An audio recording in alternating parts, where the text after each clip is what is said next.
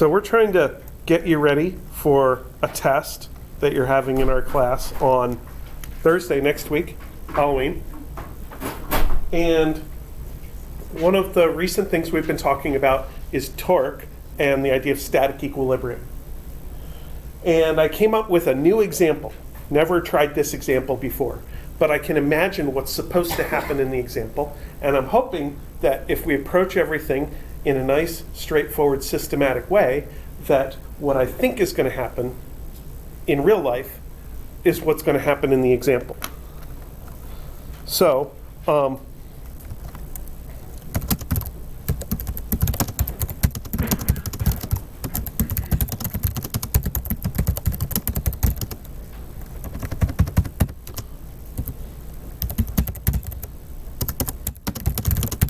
So we're going to push this shopping cart with a horizontal force at the top of the cart. And if everything was fine, then if there was no friction,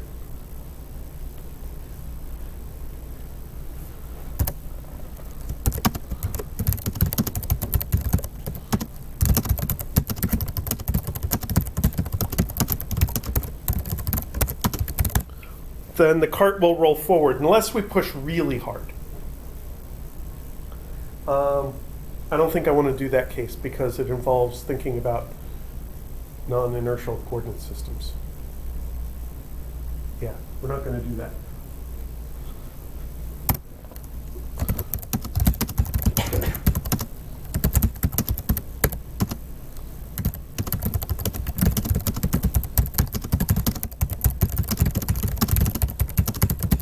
Now, let's say the back wheel of the cart locks up. That means that we're going to have to overcome the friction at the back wheel of the cart. And we'll assign a friction coefficient to that surface and see how much pushing force it takes to push the cart.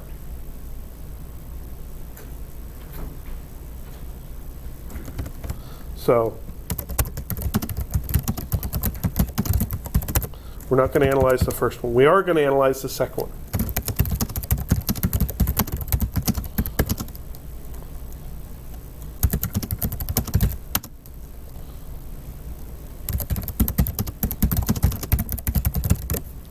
Now, if the front wheel locks up, I want to know how will the required pushing force be different. So if there's no friction whatsoever, then any push at all will make the cart start accelerating forward. And unless I push so hard that I topple the cart over, that's the thing we're not analyzing, then the cart will move with the slightest push. If the back wheel locks up, then what's going to happen as I push? What's going to happen? Let's say I'm not pushing. So if I don't push, there's going to be two normal forces, one at the back wheel and one at the front wheel. What's my push going to do to the normal force at the back wheel? Decrease it? Increase it? How many of you think that if I push on the top of the cart, this force is going to increase? We're talking about if that wheel's locked up. If either wheel locks up and I exert a pushing force, this force is going to change. The normal force is going to change.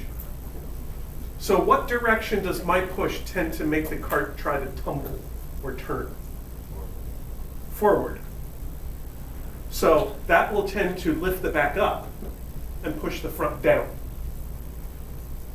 So my thought about how this is supposed to all work out is when we calculate the required pushing to overcome friction when the back wheel locks up, it's not going to be so bad because our push is going to reduce the normal force, which is going to make our job easier. But if it's the front wheel that locks up, then as we push, we're going to make the cart exert extra force on the front, which is going to mean there's going to be extra friction. So let's see if we can do a straightforward torque analysis and make that happen. So I'm going to draw the cart as a rectangle for my force diagram.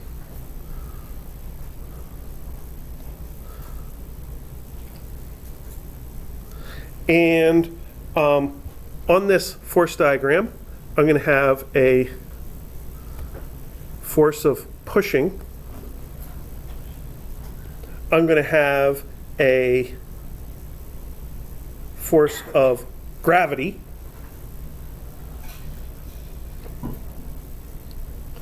And then I'm going to have a normal force here and a normal force there. What subscript should I use for the two wheels? Should I use F and B for front and back, or 1 and 2? 1 and 2. Which one's number 1? First one, or the left one. So from left to right, force 1, force 2. Force 1, force 2, got it.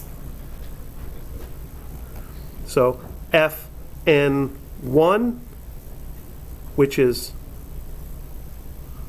the rear, and Fn2, which is front. And then we should allow the possibility of friction, because we're going to have to analyze it with friction. How about I just put both friction forces on there, and we'll just deal with it. So when I put this friction force here, this is going to be F1, and I'll put this friction force here. This is going to be F2. And I need some distances. So let's call this 0.75 meters and 0.75 meters and 1.25 meters. And the force of gravity, how much does a shopping cart weigh? 50 pounds? 50 pounds is 25 kilograms, which is 250 newtons. 250 newtons. And that's kind of all I can know right off the bat. So in order to do the analysis, I'm going to want to analyze the y forces. And in the y direction, I basically know Fn1 plus Fn2 minus 250 newtons is equal to 0. And all that tells me is that whatever these two normal forces are on the wheels, they have to add up to the weight of the cart, because they're the only things that are holding up the cart. Now, when I do the x forces, I'm going to get Fp minus Ff equals 0. And that is 1 or 2. I'm only going to do one or the other. And all we're going to try to figure out is what Fp we need in order to make this go positive. Just barely. We just need it to,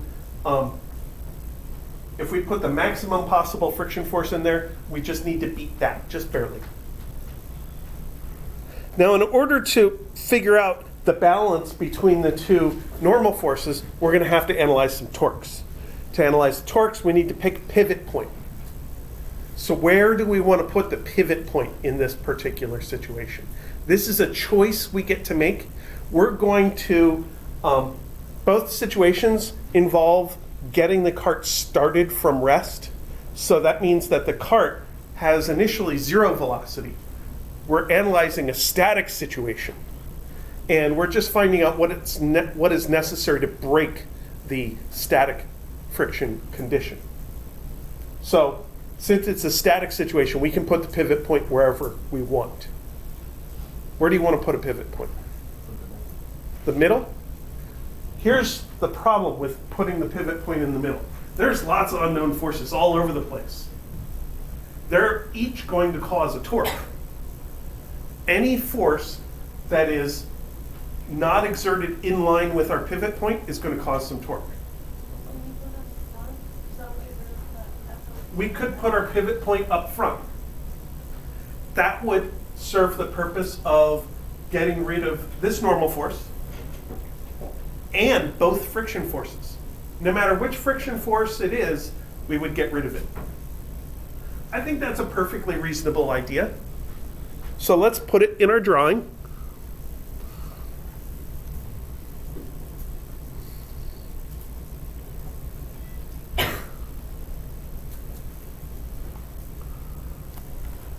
Torque's about the front. So it looks to me like if we pick that to be a pivot point, the friction forces don't matter as far as torque is concerned, because this friction force is exerted literally at the pivot point. This friction force is in line with the pivot point, so friction doesn't matter.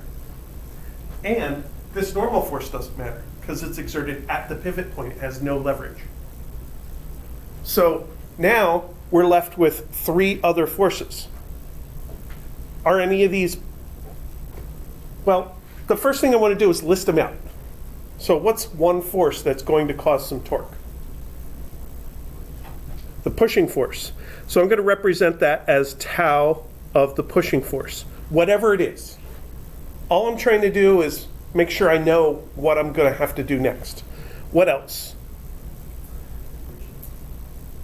Friction is not going to cause any torque. Gravity is going to cause some torque, because you can imagine if gravity disappeared, the shopping cart would get flipped up in the air. So we're going to have some torque due to gravity. And there's one more. Fn1. Because imagine what would happen if Fn1 disappeared. The shopping cart would just fall down and would be hanging from the pivot point in midair, well, embedded in the ground, like a ghost shopping cart. So tau and 1. Those are the only three torques, and they're going to have to add up to 0. So for each one of these, I want to attack the torque due to that particular force the exact same way. I'm going to attack it using tau is equal to plus or minus force times the perpendicular distance. And I've put a perpendicular symbol here to stress the idea that this is the perpendicular distance. And that formula is basically an easy version of tau is equal to xfy minus yfx. And the easy version requires one of these terms be 0. And the easy version requires us to manually pick plus or minus. But I like the easy version. I think it's easy to work with. So for the pushing force, I want to first think about what direction the pushing force is trying to make this cart turn or fall or twist or whatever. So we have the shopping cart held by the pivot point at the front edge, and I'm pushing at the top. I need a stronger cart. That's going to make it tumble forward, which is clockwise in my drawing, which is minus. Can't write without the electronic pen. So this is going to be minus force of pushing, and then I need the leverage for that pushing force. I need the perpendicular distance between the pushing force and the pivot point. That height, that 1.25, that's going to be my leverage.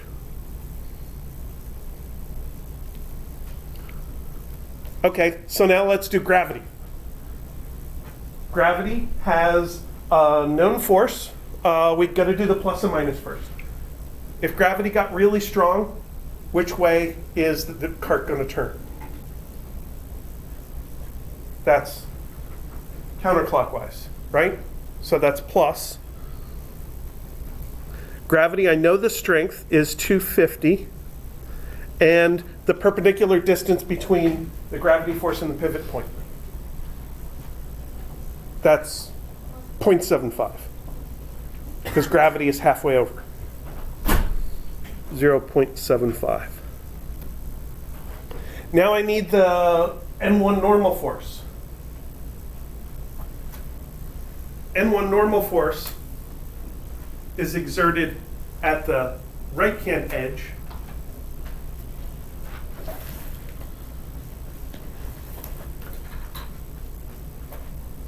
and is pushing up. So we imagine it actually does push it up.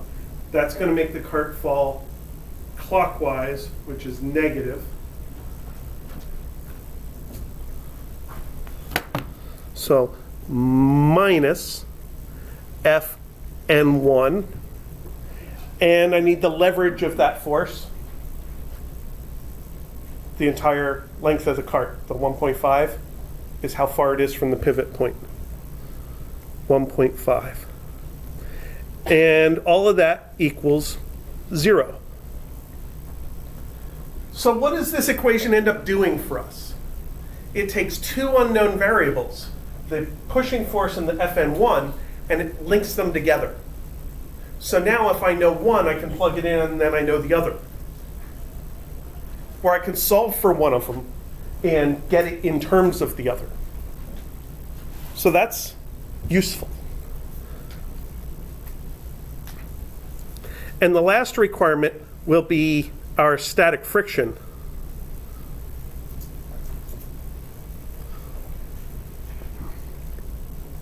The force of friction has to be less than or equal to mu times the normal force.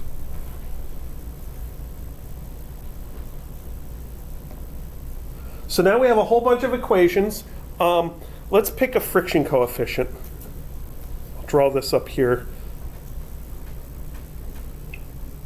Mu equals 0.7, 0.3. You want a slippery floor. Okay, we can do that. 0.3.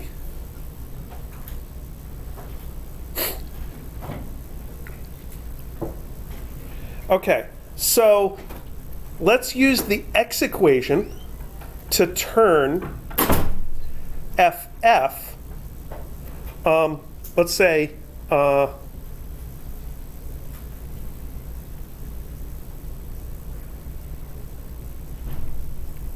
the rear wheel locks. So we'll use the x equation to turn FF into an FP. Because the x equation says FF and FP basically are equal to each other at the point where we finally are able to release the cart. That has to be less than or equal to 0.3, and this is going to be Fn1.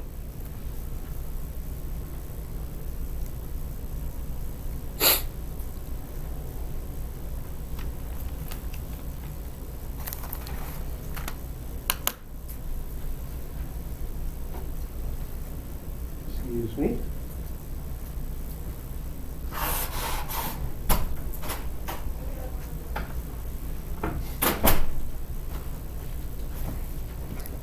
Okay, so now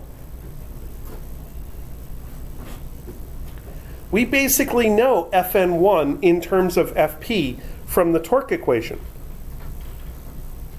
So let's take this and go down here and solve for Fn1.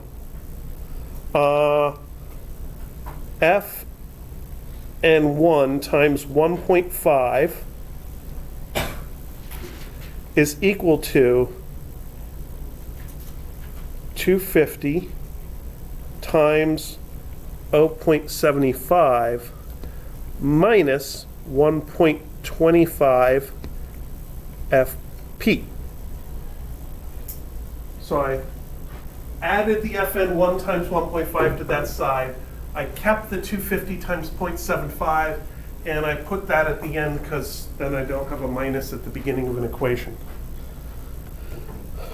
So this says Fn1 is equal to, let's just throw this stuff together, 250 times 0.75 divided by 1.5 equals 125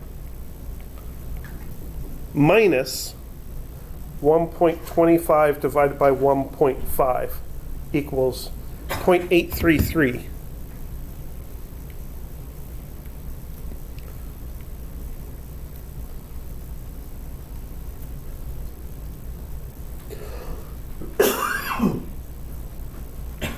So now I can take this and say FP has to be less than or equal to 0.3 times 125 minus 0.833 FP.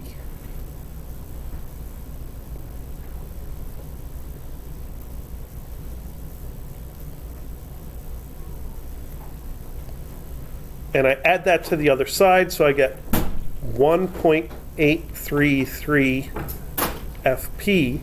Whoops, I forgot to multiply my 0.3. So that's less than or equal to 0.3 times 125 is 37.5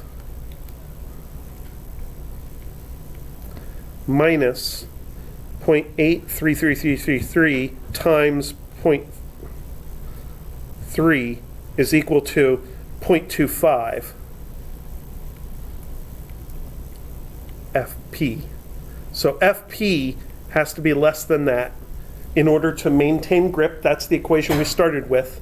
So 1.25 FP has to be less than or equal to 37.5, or FP has to be less than or equal to 37.5 divided by 1.25 equals 30 newtons.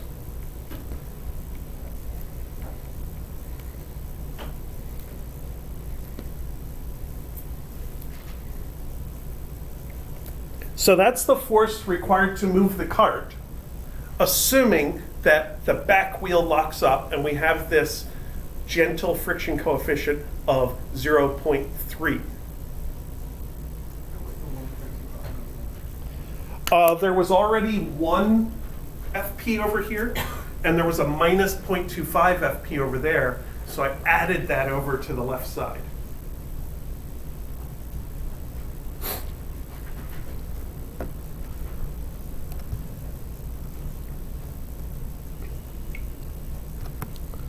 So that whole page there is all algebra. The point of that page was to start out with the idea that we're trying to hold grip at that rear wheel that is stuck to the floor with friction. So let's repeat the process.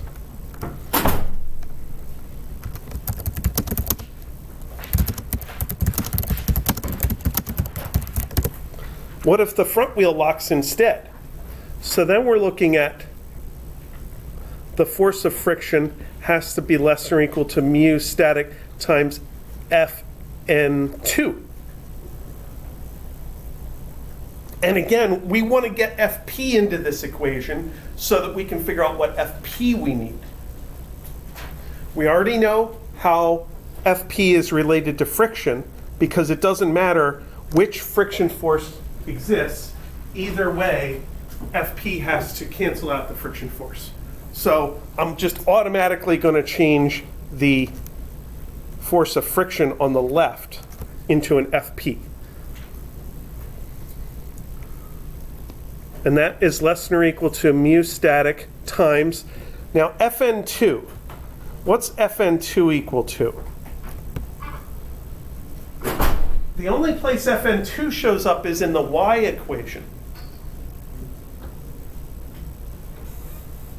Would you agree that Fn2 is 250 minus Fn1? So let's plug that in.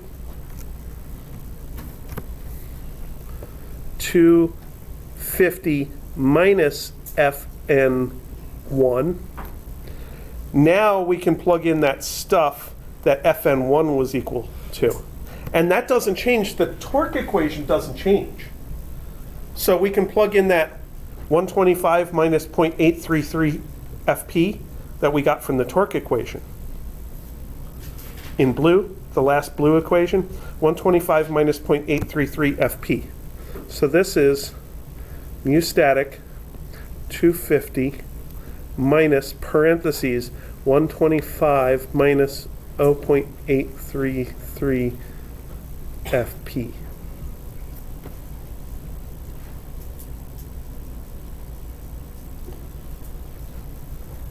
And this turns into 250 minus 125 is 125, right? Yes.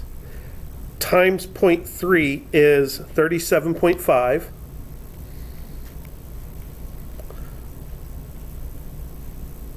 Plus 0.25 FP.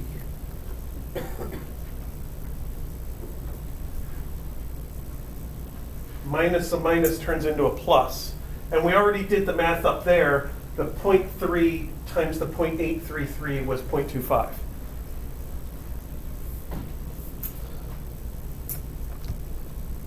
So the only thing that changed was whether FP shows up as a plus or a minus on this side of this equation. Well, this inequation. FP. So then this turns into 0.75 FP has to be less than or equal to 37.5, or FP has to be less than or equal to 37.5 divided by 0.75 equals 50 newtons.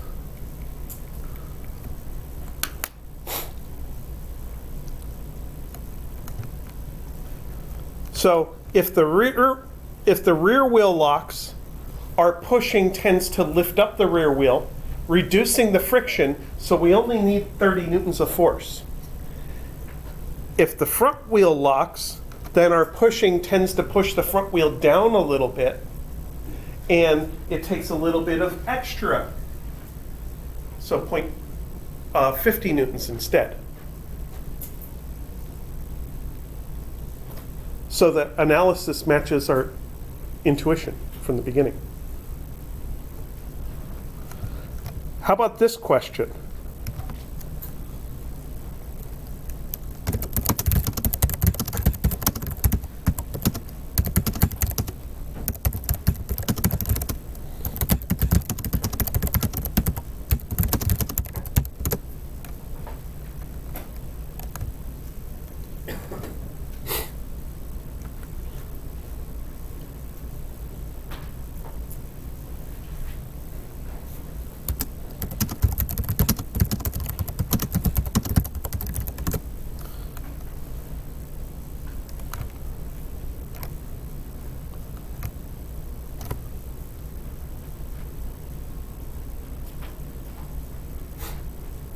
So as you're pushing some things across the floor, the front edge can catch bad enough that instead you topple the object over instead of actually pushing.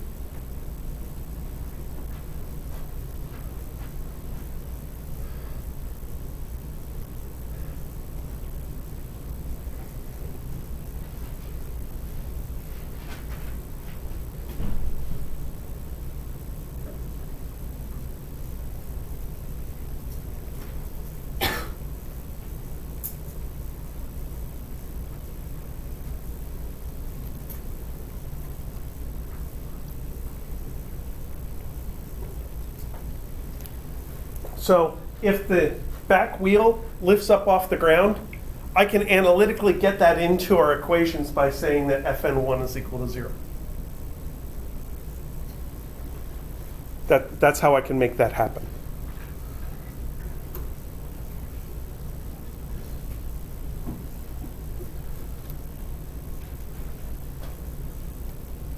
So then Fn2 is 250 newtons. That's the only one that's going to have friction. Now we need to go back and figure out the torque equation. the torque equation is going to look different because the torque equation is still going to have my pushing force times its leverage. So it's still going to have a minus 1.25 FP. It's still going to have gravity. So it's still going to have the 250 times 0.75, but it's going to be missing this one because that's what happens when the back wheel lifts off the ground. This FN1 disappears. So let's make it disappear. Negative 1.25 FP plus 250 times 0.75. Negative 1.25 FP plus 250 times 0.75.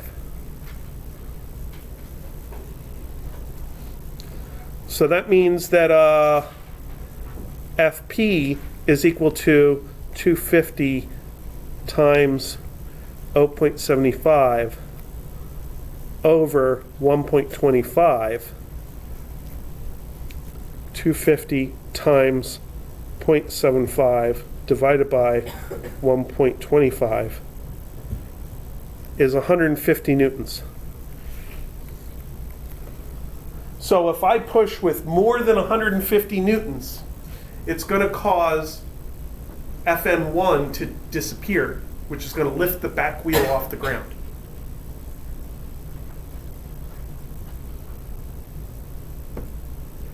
So now when I do my FF is less than or equal to mu static FN2, because that's the one that's left, this is 150 less than or equal to mu static times 250. And if mu static is greater than 3/5, 0.6,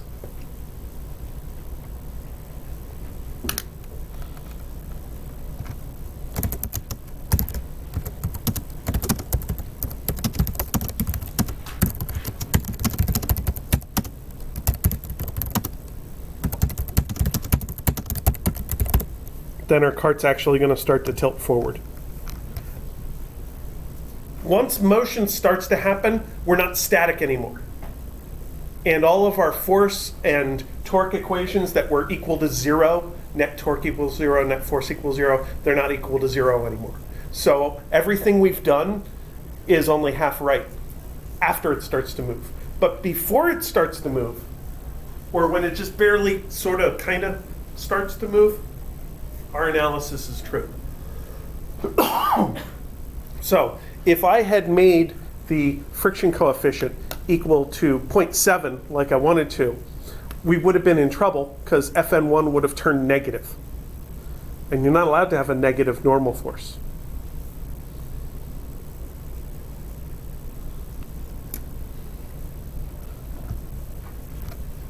So a lot of what I did was algebra, but I want to go back to the basic things that I did at the very beginning. This stuff right here. So we assigned our forces based on where our object is contacting things. And then we knew whether our forces were in the X or Y direction, so we could place them in the X and Y equations with the correct plus and minus signs. And then we picked a pivot point and evaluated torques about that pivot point. And since we chose the front edge of the cart, we ended up with only 3 forces that could possibly cause torque. The pushing force, which tries to make it flip clockwise, the gravity force, which tries to make it turn counterclockwise, and the normal force 1, which is pushing up and tries to make it flip clockwise. And by splitting this torque thought process into steps, I get to concentrate on identifying, is it a torque or is it not a torque? Is it a torque or is it not a torque? That's the first thing. And then, okay, now that I know that it's a torque, what leverage does it get? So that is when I can fill in that there. And this is actually the same technique I apply to probably your favorite homework question, the firefighter on the ladder question. You didn't like that question.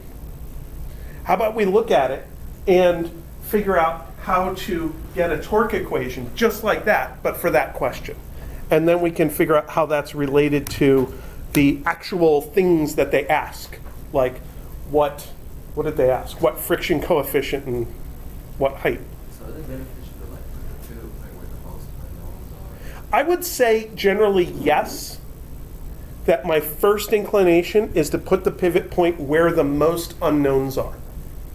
And I said exactly what you said so that the microphone would get it. And the reason is then our torque equation isn't all cluttered up with too many unknowns. Now, if you do that and you find out that your torque equation is trivial, that you end up with something that says like 75 minus 75 equals 0, then you might have to move your pivot point somewhere else. But your first inclination should be to make your job easier. So,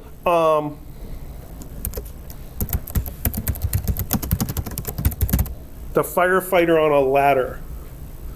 So I'm going to draw it nice and big over here.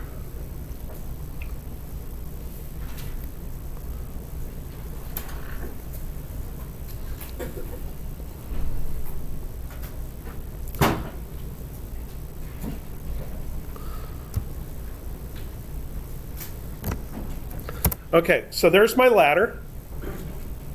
And I'm going to just start putting forces on here.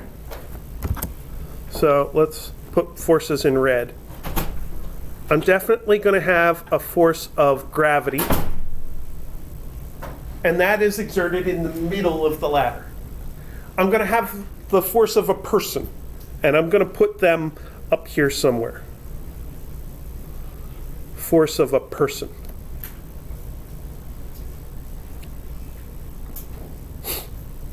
And this ladder is said to be touching a frictionless wall. So this is a contact force, and a contact force is split between a normal force and a friction force, but the wall is frictionless for some reason. So therefore, we only get a normal force from the wall. And since I do have a normal force here with its friction force, I'm not going to call this one a normal force. I'm going to call it the wall force. But it's the normal force from the wall. Is it perpendicular? It's got to be perpendicular. It is a normal force. So FW. And then I got this floor here, which is also a regular contact force. So I'm going to have a Fn on the floor, and I'm going to have some friction. Now imagine if this floor were slippery, where would the ladder go? And the bottom would go out to the left. So therefore friction has to oppose that and point to the right.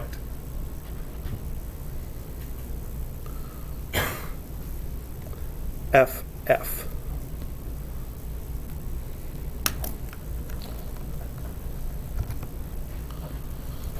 So when we think about this, we have some knowns. The force of gravity and the force of the person.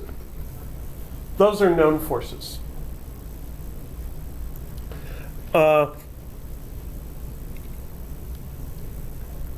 Easy is Fn. I hope you didn't have too much trouble figuring out the normal force here, because it's the only up force. It has to compensate for both of the down forces.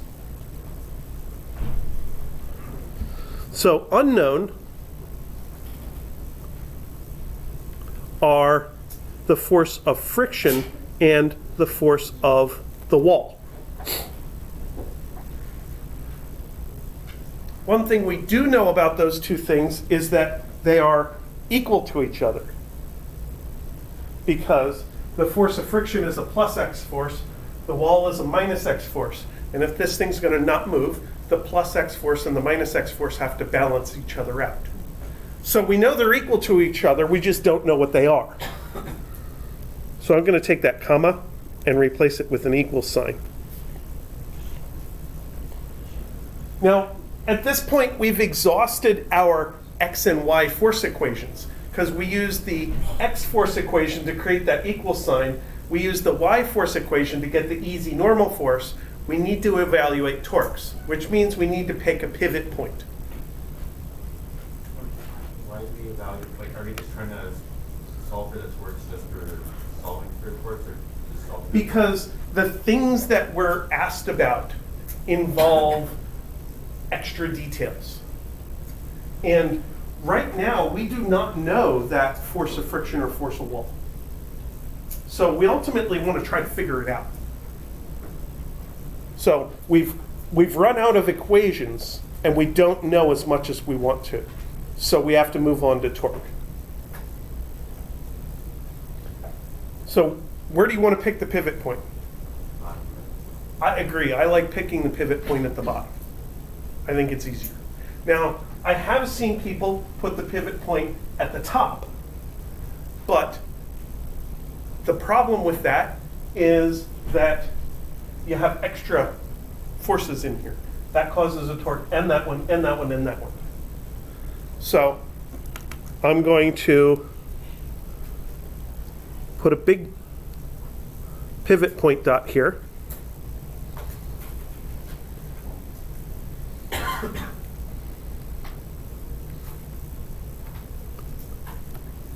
And say that I'm evaluating the torques about the base. Now, like before, I want my first step just to be an easy thought process to get me started. Which forces are going to cause torques? And I'll just list them out in an equation. For instance, we're going to have some torque due to the wall. Because the wall force, if it got really strong, would make our ladder go and tilt about this point. So what other forces will cause torques? Gravity's going to cause torque, and the person's going to cause a torque. So this is plus torque due to gravity plus torque due to the person. And then the normal force, no torque. It's at the pivot point. Friction, no torque. It's at the pivot point. So whatever those things are, they have to add up to 0. Now, if you add up a bunch of things and the result is 0, that tells you that some of them are plus and some of them are minus. So let's figure that part out. Wall force. Which way is it trying to tilt my ladder in this drum? Counterclockwise is positive. I agree. Plus force of the wall. Now, I would want to put something in here to represent the leverage of this force. Torque is equal to plus or minus force times d perpendicular. I don't want to get into all the trig stuff yet. But this force is a horizontal force. So the distance I'm going to measure is going to be vertical. And we have a nice algebra letter we use to represent vertical distances. It's y. So why don't I just temporarily call this y? I'm going to call this the y value for the wall. And we'll get to the trig of how to identify that more accurately in the next step. So we're not slicing it into or distance like we did in the last lecture. Doing what? Dividing the distance into Well, for each force, we want to use that force's leverage.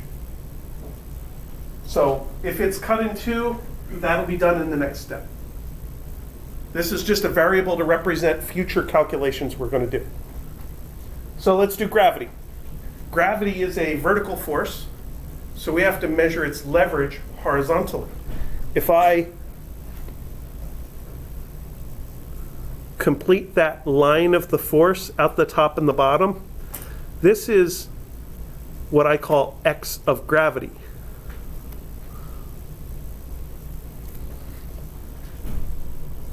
it's a distance in the x direction, so I call it an x value. Which x value is it? It's gravity's x value. And gravity is a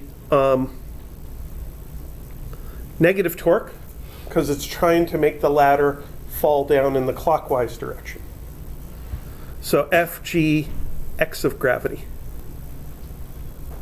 Now for the person, it's just like gravity, but using the p subscript.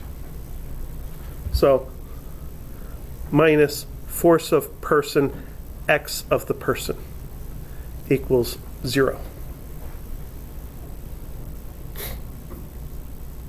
Now we got to do some trig because the data we're given is actually related to an angle here, theta.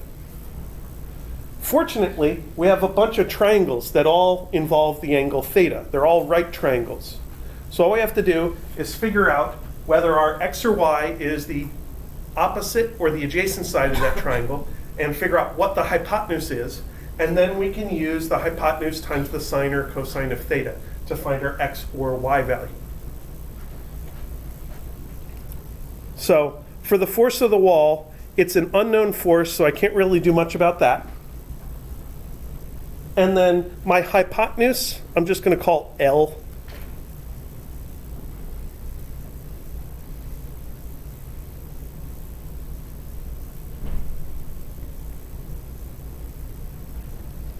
So that's the ladder length. And then for the y of the wall, that's this side of the triangle over here. Up and down there. Is that the opposite or adjacent to gravity? Gravity's exerted halfway up. This is where we're going to, we could create a variable for this distance. Call it the L for the gravity force. But there's no sense in doing that because we know it's exactly half of the entire L of the ladder. So I'm just going to call this L over 2. There's my hypotenuse up to gravity. Then I want the x of the gravity. So that's sine or cosine. That's going to be cosine theta. And then for the person, I don't have any information about how high they are on the ladder. Either it's a number and I'm given the number, or in the last part of the problem you have to solve for it. So I'm going to put it in there as a variable and just call it, I have the force of the person. Maybe I can call it the L of the person. It's how long they've climbed from the bottom. Sometimes I call it the R of the person, implying radius as polar coordinates. And then for the person, I want the x value, which is adjacent. So I use cosine theta.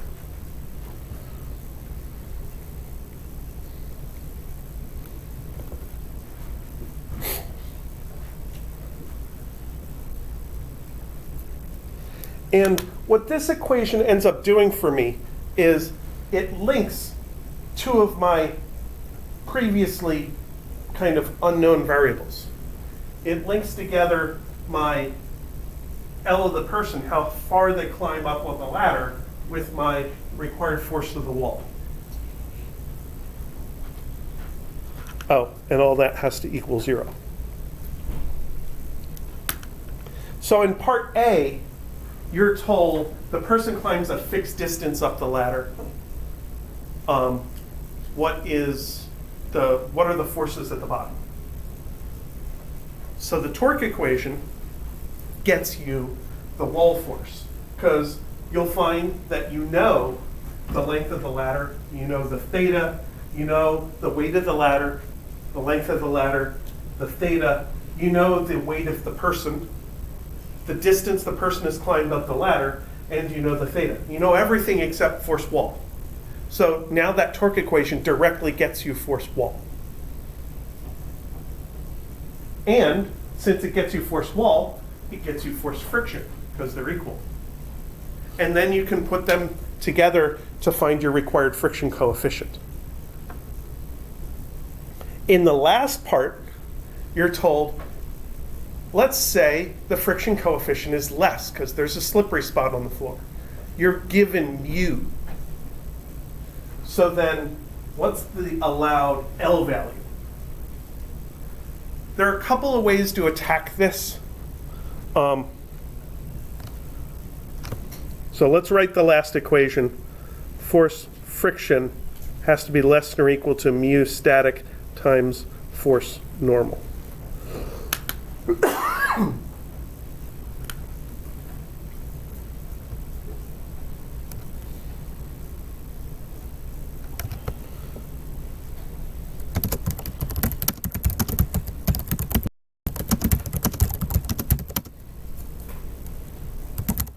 Problem is,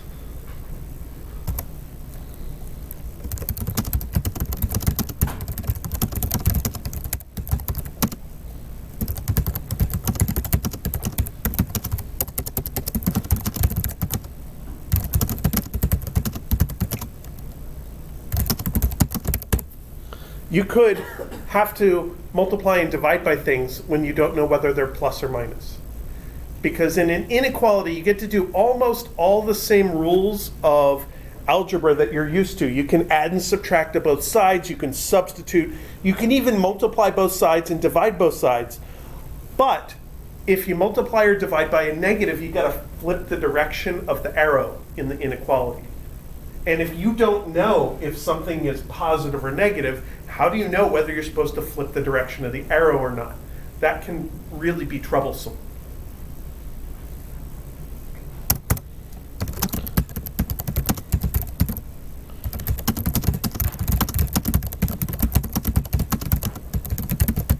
So a popular technique is to change the inequality into an equation.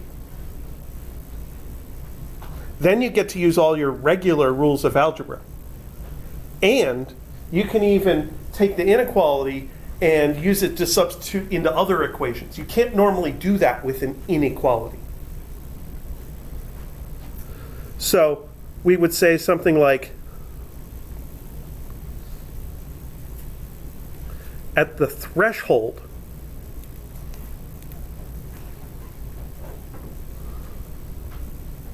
force of friction is equal to mu s Fn.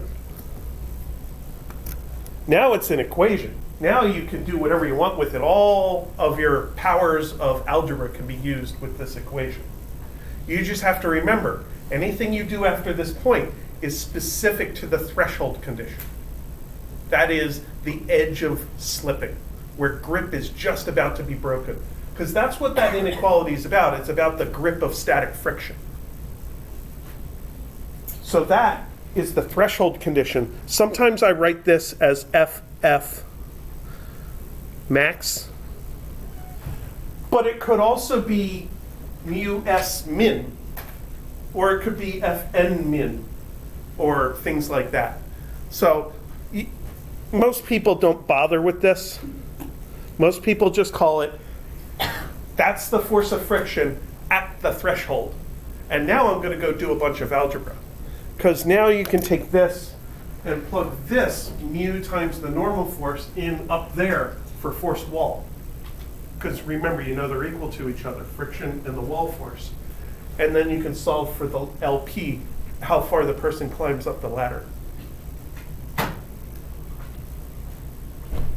So that is how the ladder question is really not nearly as bad as you think it is. But it's important to analyze your torque systematically. And I think if you take baby steps as you're analyzing the torque, first figure out which forces cause torque, then, okay, what direction am I going to measure each leverage in? And then plug it in and use trig to find out how those leverages are related to theta.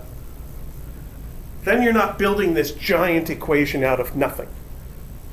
And you're less likely to get stuck. You're more likely to have a drawing that relates your trig to a specific length measured in a direction that you're looking for.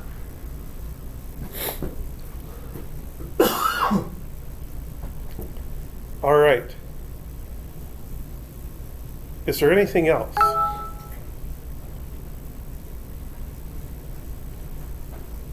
Okay, I'm about to die, so I think I'm gonna go die at home.